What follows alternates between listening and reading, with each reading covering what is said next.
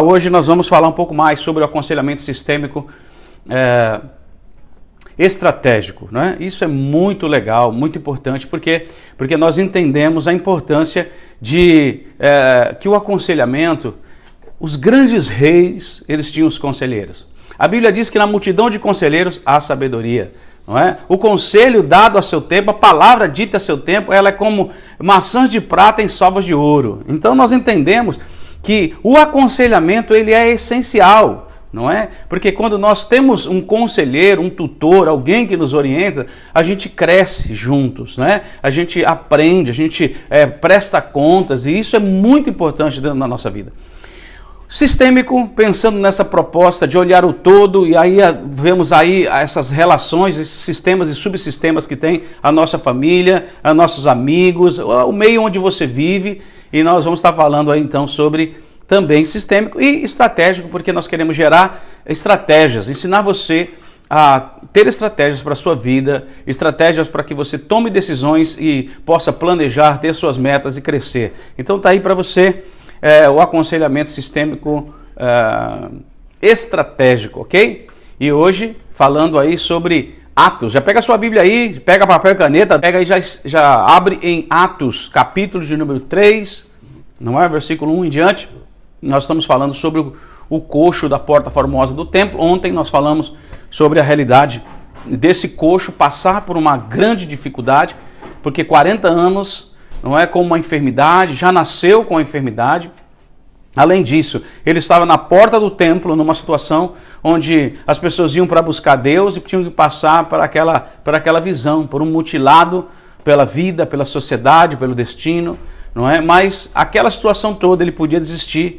Diante da crise ele podia desistir, mas algo aconteceu de novo. Deus operou de maneira tremenda sobre a vida dele e ele começou a reagir de maneira diferente, começou a ter algo de Deus, não é? E nós vamos falar um pouco mais sobre isso aí.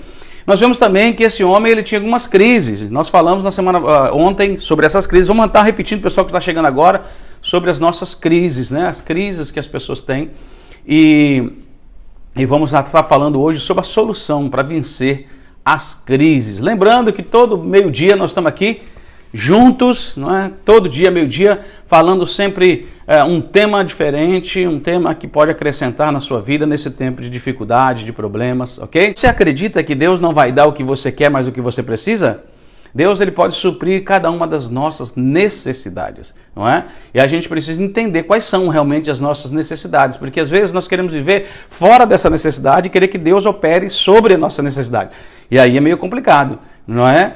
Então, vamos entender o que é necessidade, vamos entender o que Deus tem para a nossa vida nesse tempo. Como eu estava falando, a crise, ela demonstrou os grandes vencedores. A crise revelou, não é? Apressou propósitos e revelou grandes vencedores. O aconselhamento sistêmico estratégico fui eu que criei. Esse livro ele trabalha em cima desse aconselhamento, dentro dessa proposta estratégica. Nós não vamos trabalhar com aquilo que a pessoa quer, mas daquilo que ela precisa. Nós não vamos dar para ela o que ela quer, mas sim o que ela precisa. E como nós estamos falando, Deus também é assim. Deus não dá o que você quer. Deus dá o que você necessita, o que você precisa.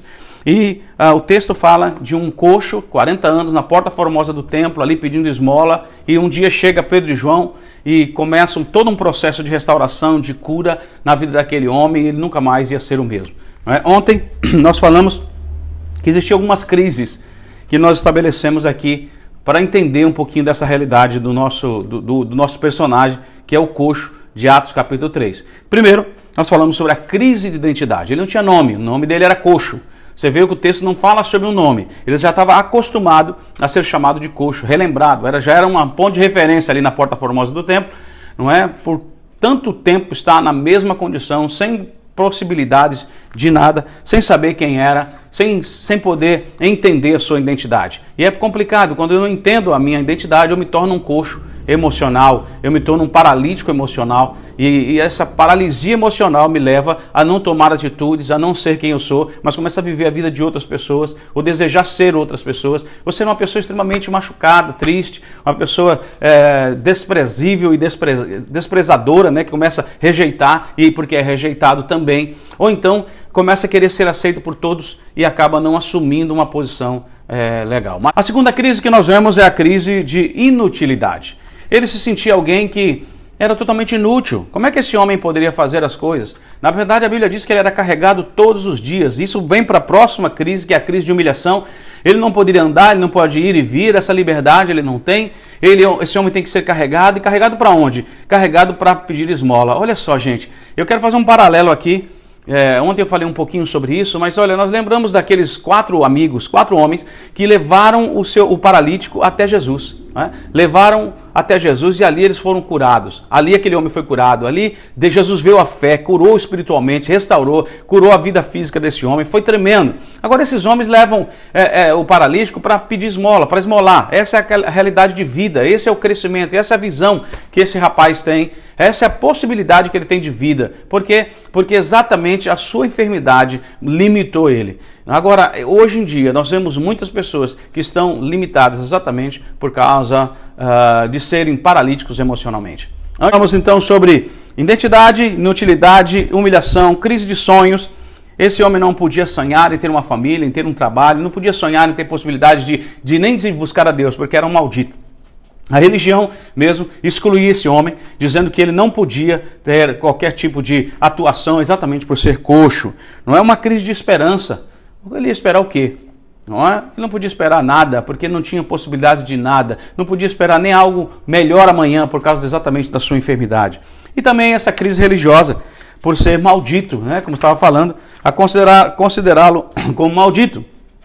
E aqui, pessoal, então nós falamos sobre essa realidade, não é? E vamos trabalhar agora essa proposta de entender as mudanças, anotar as intervenções agora. Como sair dessa crise, Gisela? Como sair da crise, ok? O que esses homens fizeram para mudar em meio à crise, não é? Então, primeira coisa, como fazer para sair da crise? Para entender que a crise é uma oportunidade para crescimento.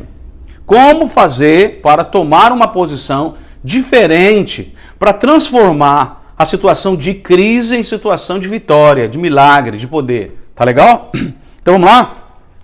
Qual foi a intervenção de Pedro e João? Primeiro, eles estão indo em direção à porta formosa do templo, eles estão indo ali orar, adorar a Deus, estão indo ali para buscar a Deus, não é? Dentro do templo, e aí eles se deparam na porta com a crise, deparam na porta com um homem cheio de problemas, um coxo, alguém desprezível, alguém desprezado e rejeitado. Escute, a primeira coisa que eles fazem é olhar para aquele homem, e o olhar que eles têm é um olhar diferente. Ontem eu até comentei um pouco sobre isso, sobre essa questão, a forma como você olha, é como você se vê no mundo, é como você acredita, é como estão os teus valores ligados. Então, se a tua forma de ver é uma forma sadia e saudável, você vai sempre ver as coisas de maneira positiva. Você vai focar no problema. Você transforma o que é mal em aquilo que é bom. Você transforma uma visão negativa de que não vai acontecer, de que não vai não tem jeito, é assim mesmo, para uma visão positiva, mesmo diante das crises.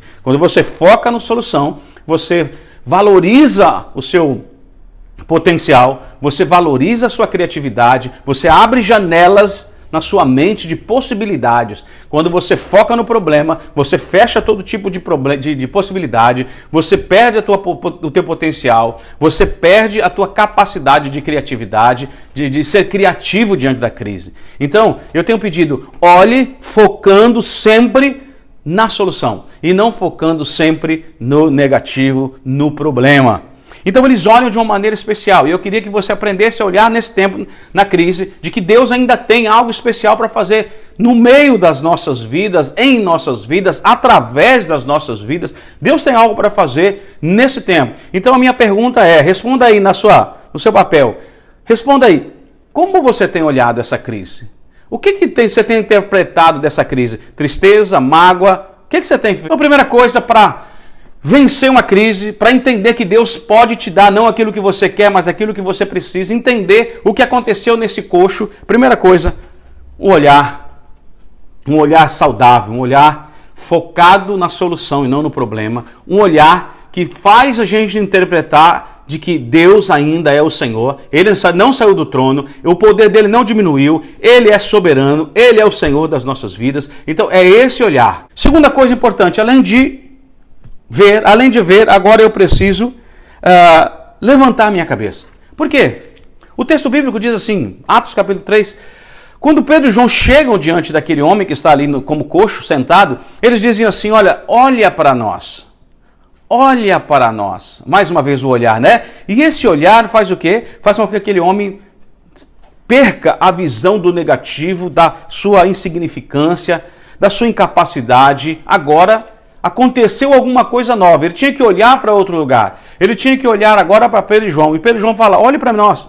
E ele agora olha para Pedro e João. E Pedro e João, no seu olhar, transmite valores, transmite força, graça, misericórdia, amor, valoriza aquele homem.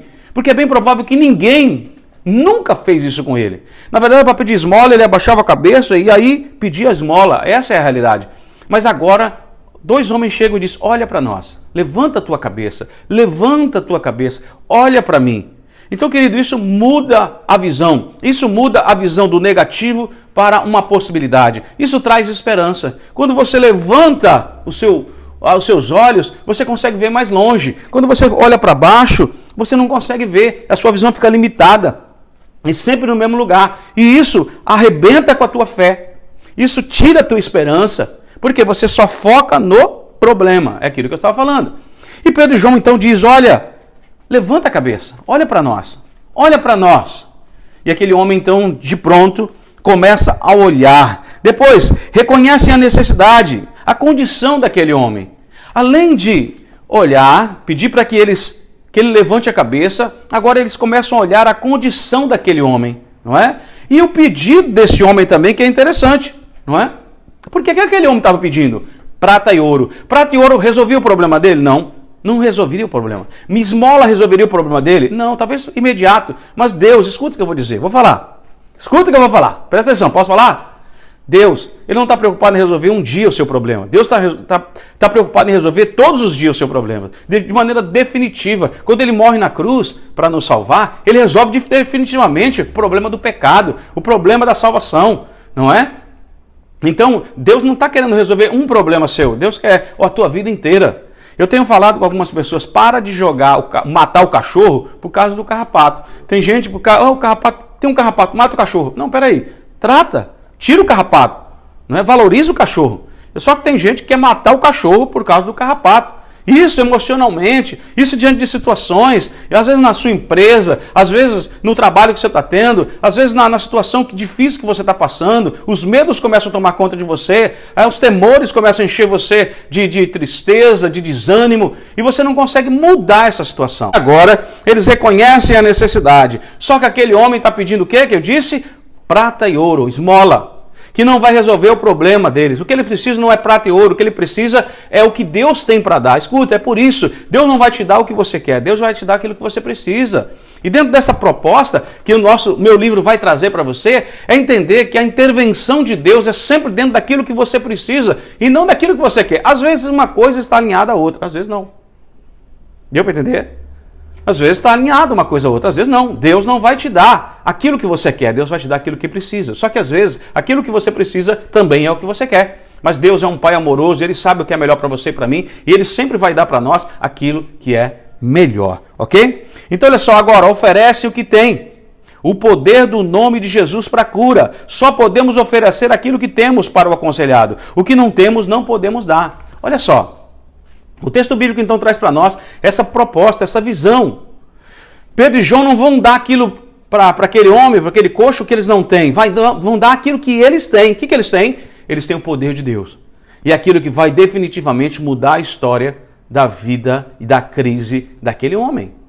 Escute, eu estou dizendo que o poder de Deus é o que pode resolver o problema do coronavírus. O poder de Deus é aquele que vai te dar força em meio à crise. O poder de Deus é aquele que vai trazer aquilo que você precisa em meio à crise. Vai te sustentar fisicamente, emocionalmente e espiritualmente. Está entendendo?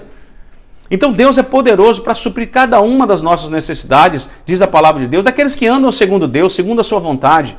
Então olha só, agora eles oferecem a Ele o poder de Deus, o poder de Jesus. Eu não tenho prata. Olha o que eles dizem. Eu não tenho prata e eu não tenho ouro. Eles estão dizendo, olha, eu não posso te dar aquilo que eu não tenho. Está entendendo? Eu não posso te dar aquilo que eu não tenho. Eu só posso te dar aquilo que eu tenho. Olha aqui nos meus olhos. Por favor, olha nos meus olhos aqui. Presta atenção. Ninguém pode dar o que não tem. Não espere de pessoas insignificantes ou baratas coisas caras. Não espere de pessoas falidas emocionalmente, paralíticos emocionalmente. Não esperem coisas tremendas, excelentes, maravilhosas. Você vai se frustrar. Você precisa esperar de pessoas excelentes, coisas excelentes. Por isso a importância de você ser sábio e andar com sábios.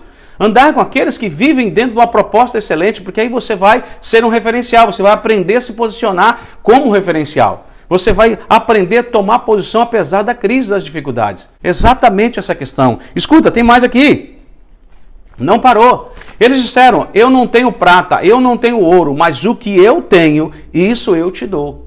Levanta e anda em nome de Jesus Cristo Nazareno. Olha só, então eu vou dizer para você, eu não vou te dar aquilo que eu não tenho, eu vou te dar aquilo que eu tenho. E aquilo que você precisa é aquilo que eu tenho. Mas o que eu tenho recebido do Senhor para dar a você. É essa a proposta do aconselhamento. É quando você se relaciona com Deus e pode dar a outra pessoa aquilo que ela realmente precisa, não aquilo que ela quer. Entenda isso. Olha só o que Pedro e João estão dizendo. Eu tenho recebido de Deus. E eu quero te dar aquilo que eu recebi. Em Atos capítulo 1:8, ele diz, recebereis poder ao descer sobre vós o Espírito Santo. Em Atos 2, agora vem o Espírito Santo, a ação de Deus sobre eles, e eles agora começam a fazer coisas grandiosas. E aí se deparam com essa situação na porta do templo, e o que acontece? A manifestação do poder de Deus vem trazer aquilo que aquele coxo precisava. Gente, 40 anos numa mesma condição, 40 anos cheio de crise, 40 anos sem possibilidade. Nós estamos aí um mês dentro de casa e estamos desesperados. Agora imagina 40 anos em crise, 40 anos em uma paralisia, né, emocional, espiritual, não é? Física, uma paralisia diante das pessoas sendo rejeitado, sendo colocado de lado. É exatamente isso. Querido, eu queria que você prestasse atenção. Talvez você está vivendo isso. Você fala assim, eu não sou coxo, não sou paralítico, mas às vezes nas tuas emoções você é coxo e paralítico. Você está agindo exatamente como um coxo e um paralítico. E o que está acontecendo? Você acaba não conseguindo avançar. E tem pessoas que alimentam isso. Lembra que eu disse isso? Tinham todos os dias pessoas que levavam ele até a porta do templo para mendigar. Tem gente que só vai levar você para a desgraça, só vai levar você para mendigar, para viver de migalhas. Quando você começa a aceitar migalhas e a viver migalhas, você está sendo um paralítico emocional. Por quê? Porque dentro do teu coração está cheio de feridas, está cheio de problemas que você não resolve. E aí o que você faz? Você começa a tentar resolver de outro jeito.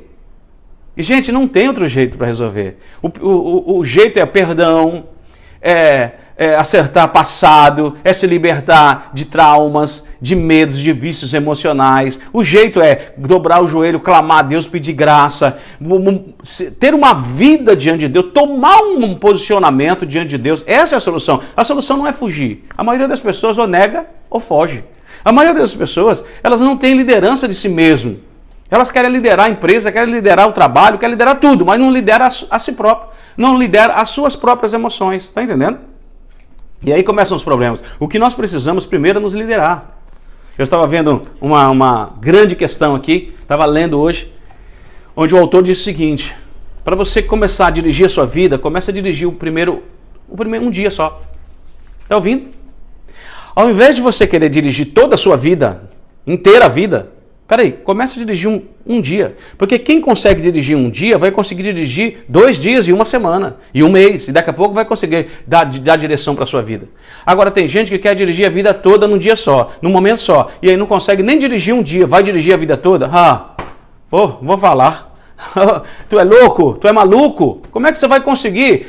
Começa por um dia, começa a administrar o teu dia, começa a administrar as tuas emoções em um dia. E você vai começar 1 dia, 2 dias, 3 dias, 1 semana, 2 semanas, 1 mês, até chegar dentro das metas, dentro dos alvos, dentro do propósito que Deus tem para você. E aí você vai conseguir liderar a tua vida. Agora, quem não consegue liderar um dia, vai conseguir liderar 1 semana? Em outra live eu estava falando, tem gente que quer já dar tiro de canhão, mas não sabe nem dar tiro de espingarda de chumbinho. Tá entendendo? Não sabe nem dar tiro de espingarda de chumbinho e já quer dar tiro de canhão. já quer dar tiro de laser. Vai ter? Vai conseguir? Não vai. Escuta, vai devagar. Vai cada dia. Administra primeiro o teu dia. Começa a liderar primeiro o teu dia hoje. Começa a aprender a ser líder das tuas emoções hoje. E não querer fazer tudo de uma vez só. Quem faz tudo, não faz nada. Tá entendendo? Escreve isso aí. Põe aí no papel. Escreve. Põe aí no teu papel. Escreve, olha, eu vou começar a dar metas para o meu dia, eu vou começar a liderar as minhas emoções, eu vou começar a perceber os meus valores, vou estabelecer princípios para viver esses valores em um dia. E depois eu vou passar para 2 dias, e daqui a pouco eu vou estar 1 semana, e daqui a pouco eu vou ter uma rotina de vencedor, porque vencedor só tem quem tem rotina de vencedor, só é quem tem rotina de vencedor.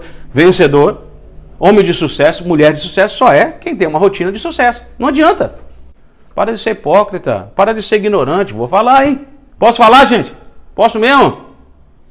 Para de ser cavalo. Para de dar coice. Para. Você não consegue dirigir a tua vida, não consegue lidar com os teus problemas. Como é que você vai lidar com o problema do outro? Por isso que a Bíblia diz, cuida de você primeiro, para depois cuidar dos outros. O apóstolo Paulo, falando a Timóteo, diz assim, cuida de você e da doutrina. Primeiro de você, cuida das tuas emoções, cuida da tua vida espiritual. Seja um homem de posição, porque você vai atrair pessoas. Você vai ser um líder, você vai ser um referencial quando você se posicionar. Esses homens, Pedro e João, estão de uma maneira clara, dizendo o que eles têm. Agora eu pergunto para você, escreve aí, você sabe o que você tem? Eles disseram, eu sei o que eu não tenho e eu sei o que eu tenho. Então eles disseram, eu não tenho prata e ouro, mas o que eu tenho eu vou te dar, porque eu recebi. Eu não tenho prata e ouro, mas eu tenho o poder de Deus. Então minha pergunta é, você sabe o que você tem? Então a minha pergunta é, você sabe quem você é? Você sabe o que você tem? E você sabe aquilo que você não tem? Porque o problema é que você querer dar aquilo que você não tem. Isso não é possível. Eu até brinco, falo, se você tivesse 10 milhões agora, você me daria? Não é mesmo, se tivesse não daria, né? Mas claro, mas você só pode dar aquilo que você tem. Ninguém pode dar aquilo que não tem. Entenda isso. Emocionalmente, espiritualmente, é a mesma coisa. Não adianta. Tem gente que não sabe o que tem. Tá vendo? E aí não pode dar para o outro, porque não sabe o que tem. Não é? E tem gente que acha que tem e não tem. É isso que Pedro e João vai nos ensinar, porque ele diz, eu não tenho prata, eu não tenho ouro, mas o que eu tenho, isso eu te dou. Levanta e anda em nome de Jesus. Eles estão dizendo, eu não tenho isso, e isso aqui não vai resolver o teu problema. Talvez resolva por um momento, mas o que eu quero te dar não é por um momento, eu quero te dar é para a vida toda. Eu não tenho prata, eu não tenho ouro, mas o que eu tenho, isso eu te dou. Essa é a proposta de Deus para nós. Por isso que eu estou dizendo, Deus não vai te dar o que você quer. Deus vai te dar o que você precisa. E o que esse homem precisava não era prata e ouro. O que esse homem precisava era poder de Deus. Era cura. Era milagre. Então, crise é momento de milagre. Crise é momento de experimentar o milagre. Olha aí para a história. Onde aconteceram os maiores líderes quando houve crise? Onde aconteceu as maiores manifestações de poder, de pessoas que se levantaram? Eu posso falar para você, lembra do próprio Davi? Quando que aparece Davi? Quando a crise se instaurou. E aí se levanta Davi. Se nós podemos olhar para Jesus, a gente vai ver a mesma coisa, a mesma realidade acontecer. Não é? Por quê? Porque essa é a proposta. Tá entendendo? Essa é a visão. Ok, gente? Então vamos lá, não acabou não, peraí, tem mais aí, gente. Olha só, já falamos. Ouviram e olharam para aquele homem, não é? Mandam que levante a cabeça, depois reconhecem a necessidade, oferecem o que tem, o poder do Senhor Jesus para a cura, não aquilo que eles não têm, eles reconhecem o que não tem e aquilo que tem. Agora, deram ao homem o que ele realmente precisava e não o que ele queria. E aí, gente, após a visão, não é? Aqui, nesse livro, Aconselhamento, que é o modelo, o novo modelo de aconselhamento a partir dessa visão, não é? De dar aquilo que o aconselhado precisa, não aquilo que ele quer. Você não tem que dar às pessoas aquilo que ela quer, mas sim aquilo que ela precisa. Você não deve dar ao seu filho aquilo que ele quer, mas sim aquilo que ele precisa. E se aquilo que ele precisa é o que ele quer, então alinhou. Pode ser, porque Deus é assim. Deus não vai estar focado, a direção dele não é a partir daquilo que você quer, mas aquilo que você precisa. Se as duas coisas estiverem alinhadas, então pode ser que aconteça. Se não, Deus vai sempre te dar aquilo que você precisa e não aquilo que você quer. Olha só, a restauração que houve na vida deste homem, após a cura. Olha só, primeiro, sua identidade. Não era mais o coxo, agora seria chamado pelo seu nome. Quando aquele homem chega, o pessoal vê ele pulando, vê ele curado, fala, eita, agora não é mais coxo. E ninguém vai chamar, ô ex-coxo, não vai chamar isso, porque agora ele vai assumir uma atitude diferente, agora ele vai assumir uma identidade, agora ele não é mais o coxo, agora ele é aquela pessoa que Deus criou para ele ser. Escuta, e assim vai ser com você também, assim tem que ser com você. Hoje você tem que romper com essa característica negativa, dessa paralisia emocional, essa paralisia espiritual. Você é um coxo e você precisa ser liberto. Então a primeira restauração que acontece na vida do coxo é a restauração da sua identidade. Ele agora não é mais o coxo. Segunda restauração, ele agora pode se sentir útil. Antigamente ele se sentia inútil, mas agora ele pode se sentir útil, porque agora ele pode andar.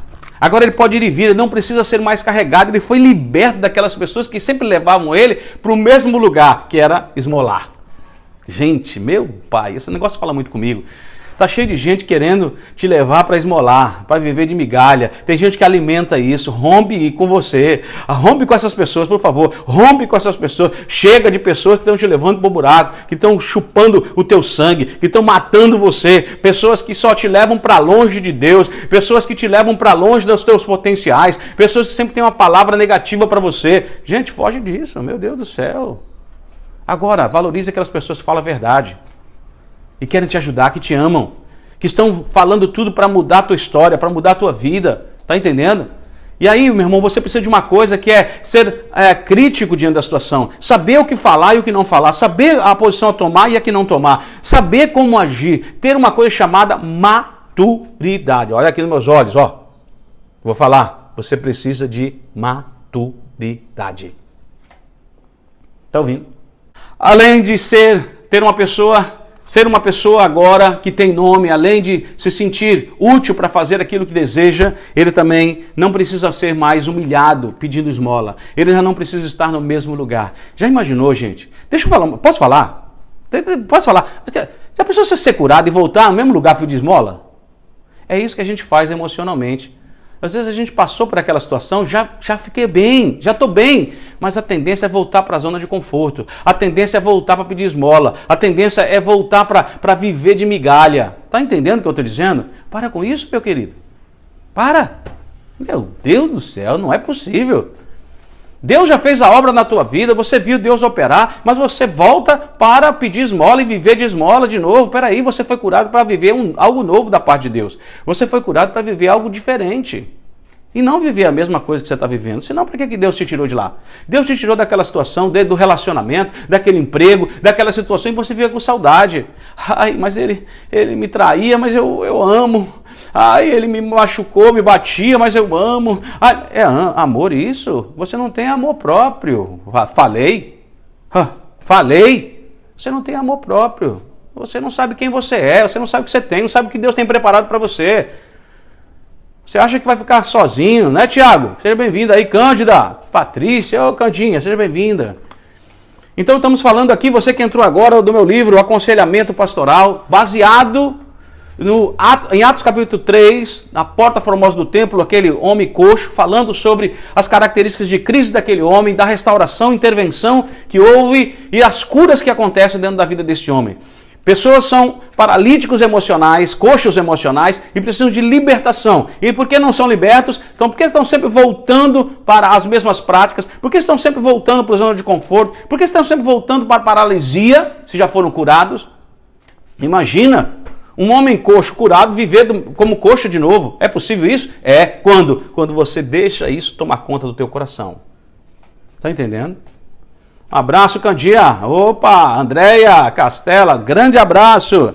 Então, olha só, restauração de identidade, restauração de utilidade. Agora ele se sente útil. Restauração da humilhação, de ser humilhado pelas pessoas. Parar de ser aquele coxo, ponto de referência, não é? Agora ele podia sonhar, gente. Coisa melhor que tem é sonhar. Eu quero te chamar para sonhar. Sonhe. Ah, mas é difícil. É difícil nada, vai sonhar. É difícil para quem acha difícil. Sonhe. Quem não sonha já morreu. Tá ouvindo? Escuta. Aí lá na Bahia tem um ditado que diz assim: eu morei na Bahia, joguei no Bahia futebol. Né? E lá tinha um ditado que dizia, quem não vai atrás do trio elétrico já morreu. Eu vou dizer assim, quem não sonha já morreu. Não é possível. Sonhe. Esse homem não podia sonhar pela condição que ele tinha, pela realidade, pela maldição que estava sobre ele. Até pelas pessoas falarem. Agora, ele poderia ter sonho em ter uma família, sonho em ter um trabalho, sonho em ser bem-sucedido, sonho em se realizar, sonho em ajudar outras pessoas, sonho que era impedido pela sua doença. Está ouvindo o que eu estou dizendo? Eu vou falar de novo. Sonho que era impedido pela sua doença. Escuta o que eu estou dizendo. Na verdade, sabe por que você não sonha? Porque você é doente emocionalmente. Sabe por que você não sonha? Porque você foi ferido, machucado, por isso que você não sonha. Sabe por que você não sonha? Porque você está com um problema sério e isso te impede de avançar e você fica falando mal dos outros. Você fica cheio de orgulho que você não pede ajuda. Você fica aí cheio na sua posição. Por quê? Porque na verdade você não pode dar o braço a torcer. Isso é ignorância. Aí você não perdoa. Aí você quer falar mal do seu pai, da sua mãe que te judiaram, que te abusaram, ou então do teu abusador. Não é? Você não pode dar o braço a torcer, você não pode ser fraco, porque você aprendeu, eu tenho que ser forte, tenho que ser forte, tenho que ser forte. Mas quem diz que pedir perdão é ser fraco? Pedir perdão significa ser liberto e ser curado. Está entendendo isso? É isso que você e eu nós precisamos. Pode falar, gente? Aí, para de proteger aquilo que está te matando. Meu Deus! Para de proteger aquilo que está te matando. É isso que eu estou falando. Para de proteger o que está te matando emocionalmente, está te matando fisicamente, está matando teu relacionamento, está matando tua vida com teus filhos. Para de proteger o que está te matando. Dê oportunidades para as pessoas te ajudarem. Dê oportunidades para Deus te curar. Dê oportunidades para Deus mudar o destino da tua vida. Está ouvindo? Posso falar ou não posso? Posso falar. Isso. Estou falando. Eu vou falar mesmo. Sabe quando você protege o que te mata? Quando você tem medo. Quando você é uma pessoa insegura. Quando você não sabe o que fazer e qualquer coisa que ameaça você, olha aqui nos meus olhos, eu vou chegar pertinho. Sabe o que acontece? Qualquer coisa que ameaça você, você não sabe lidar, está ferido, está machucada, não é? Está cheio de veneno. Eu gosto até de brincar dizendo que tem gente que não pode morder a língua, porque se morder a língua o veneno sai e aí morre. Não morda a língua, mas tome uma atitude diferente. Para de proteger aquilo que está te matando. Está ouvindo? De Deus para você. De Deus para vocês. Teve uma situação, né? Eu gosto de contar essa história, de uns caçadores que estavam fazendo um grande guisado, uma panela bem grande. E ali, aquele cheiro começou a passar pela floresta, começou a ir avante da floresta. E sabe o que aconteceu? O urso sentiu o cheiro e começou em direção àquele cheiro. Só que os caçadores, eles foram até o rio. E quando o urso chegou, ele viu aquela panela, ele botou as duas patas na panela, olhou lá dentro da panela, né? Olhou lá dentro da panela e, vou comer isso aqui. Aí o que ele fez? Ele pegou e abraçou aquela panela quente. Aquela coisa fervendo, ele foi pelo cheiro. E aí ele abraçou e ficou olhando aquilo lá. E aquilo começou a queimar a barriga desse urso. E ele começou a ir para trás e ele encostou no barranco. Cada vez que ele ia indo para trás, não é? Ele encostou no barranco e ele começou a sentir muita dor, porque aquela panela estava muito quente e começou a queimar ele. E ele com aquela panela aqui na frente dele, sabe o que aconteceu? Ao invés de ele soltar a panela, ele não soltou porque ele ficou olhando aquilo que está lá dentro, a comida que estava lá dentro. E cada vez que doía, ele apertava mais. Cada vez que doía, ele apertava mais. E ele, ao invés de largar por cada coisa que estava lá dentro. Né? Aquilo que ia dar comida para ele, que ia alimentar ele, e aquilo que estava matando ele. E ele apertava mais. Aí os caçadores voltaram do rio. E o que aconteceu? Viram lá o ursão lá, sentado, encostado no barranco, com a panela aqui e morto. Resumo da história, escuta. Qual é a tua panela que tu está segurando e que tu não quer soltar? Tu fica olhando aquilo que te dá segurança, que vai te alimentar, e aquilo está te matando. Qual é a tua panela, meu querido? Fala aí, Eliana. Qual é a tua panela? Hein, Carlos? Qual é a tua panela? Daniela, qual é a tua panela? Escreve aí. Aquilo que está te matando, tu fica apertando, tu fica protegendo, tu fica querendo aqui. Olha, é hora de largar essa panela que ela está te matando. É hora de largar esse relacionamento. É hora de largar essa palavra maldita que você está carregando por 40 anos. Essa visão de ser um coxo emocional por 40 anos. Está hora de largar isso tudo. Escuta. Identidade, inutilidade, humilhação, sonhos e agora esperança. Agora ele poderia viver a esperança. Aquilo que eu tenho ensinado aqui, esperança não é esperar de braço cruzado. Esperança é saber, amanhã vai ser melhor. Amanhã terão novas possibilidades. Eu vou me preparar hoje porque amanhã as oportunidades vão chegar. Amanhã eu vou conquistar. Então eu preciso me preparar hoje. Essa esperança que eu estava falando, que esse homem tinha. Essa esperança que é da parte de Deus. Trazer memória que dá esperança. Que vai te levar a entender que o mesmo Deus que operou no passado é o Deus que opera hoje, que vai operar amanhã. O mesmo Deus que fez milagre no passado é o Deus que fez milagre, vai fazer milagre hoje e vai fazer milagre amanhã. O vírus não pode matar Deus. Esse vírus não pode tirar Deus do trono. Esse vírus não diminui o poder de Deus. Pelo contrário, revela que Deus é poderoso para fazer muito mais. Eu queria que você entendesse isso. Esse homem foi totalmente restaurado. Sua esperança, sua vida com Deus, porque agora ele já não era mais um maldito, porque as pessoas achavam que ele era um maldito, por causa da sua doença. A religião dizia isso. Hoje ele não precisava ficar mais no templo, agora, ou melhor, na porta do templo. Agora ele podia entrar. Agora ele podia entrar. Agora ele podia desfrutar de tudo aquilo que todo mundo estava desfrutando. Agora ele podia viver o novo. Agora ele podia viver algo totalmente diferente. O que ele não podia era voltar a ser coxo de novo, porque ele foi curado. Não tem cabimento. Então é o que eu estou dizendo para você. Às vezes Deus trabalhou na tua vida, no teu coração, mas foi passando o tempo e você foi esquecendo. E você voltou a ser o coxo de novo. Voltou a ser aquele paralítico, aquele doente emocionalmente.